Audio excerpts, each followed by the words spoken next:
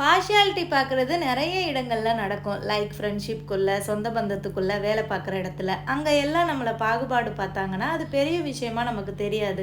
அதை ஈஸியாக கடந்து வந்துடுவோம். ஆனால் நம்மளை பாகுபாடு பார்க்கக்கூடாதுன்னு நம்ம எங்கே நினைப்போம்னு தெரியுமா? அது நம்ம அம்மா அப்பா கிட்ட, நம்ம கூட பிறந்தவங்க கிட்ட தான். ஒரு சிஸ்டர் யூடியூப்பில் கமெண்ட் பண்ணியிருந்தாங்க, எங்கள் வீட்டில் நாங்கள் 3 பெண் குழந்தைங்க, ஆனால் எங்கள் அம்மா அப்பா என்கிட்ட மட்டும் பார்ஷியாலிட்டி பார்க்குறாங்கன்னு. எனக்கு மனசு ரொம்ப கஷ்டமாக இருக்குன்னு சொல்லியிருந்தாங்க. ஒரு சில பேரண்ட்ஸ் இந்த மாதிரி தான் இருக்காங்க. பார்ஷியாலிட்டி பார்க்காதீங்க யாரும் போய் அவங்க கிட்ட எடுத்து சொல்லி புரிய வைக்கவே முடியாது. அவங்களே உணர்ந்து மாறினால்தான் மாற முடியும். இந்த மாதிரி பாகுபாடு பார்க்கறனால நிறைய குழந்தைகள் மன உளைச்சலுக்கு ஆளாகிறாங்க.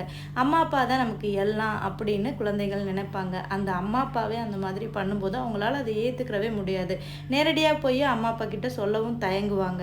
அதை மனசுக்குள்ளேயே வச்சு வச்சு ஆறாத ரணமாகவே ஆயிரும். அதனால் இந்த வீடியோ பார்க்குற பேரண்ட்ஸ், நீங்கள் பெற்ற பிள்ளைங்க கிட்ட ஒரே மாதிரியாகவே இருங்க. அவங்களுக்கு ஏதாவது செய்யணும்னா ஒரே மாதிரியாகவே செய்யுங்க.